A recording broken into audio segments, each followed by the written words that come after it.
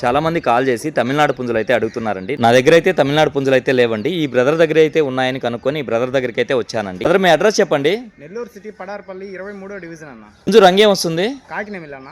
ఎత్తు 24 ఉంటుందన్న. బరువు 3.5 కిలో ఉంటుందన్న. వయసు 1 ఇయర్ అన్న. ధరని చెప్పావు భయ్యా? 6,000 చెప్తున్నా, 5,500కి ఫైనల్గా ఇచ్చేస్తాను. మొత్తం ఎన్ని ఉన్నాయి మన దగ్గర? 4 ఉన్నాయన్న. 4 ఉన్నాయి. ఓకే ఓకే అండి, ఒకదాని తర్వాత ఒకటి క్లియర్ గా చూపిస్తాను చూడండి ఫ్రెండ్స్. నా రంగు చూస్తే కాకిడాక. ఎత్తు 23 ఉంటుందన్న. బరువు 3 కిలోలు ఉంటుందన్న. వయసు 1 సంవత్సరం అన్న. ధరని చెప్తున్నావు భయ్యా?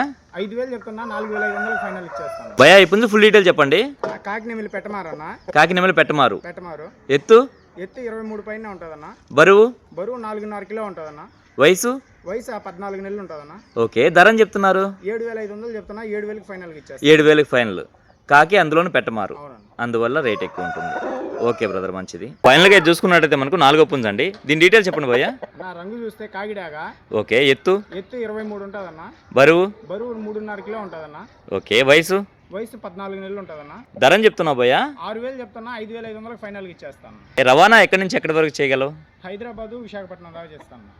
ఓకే ఓకే భయ్యా. బ్రదర్ దగ్గర చూసుకున్నట్టయితే పుంజులన్నీ కూడా మంచి క్వాలిటీతో అయితే ఉన్నాయండి.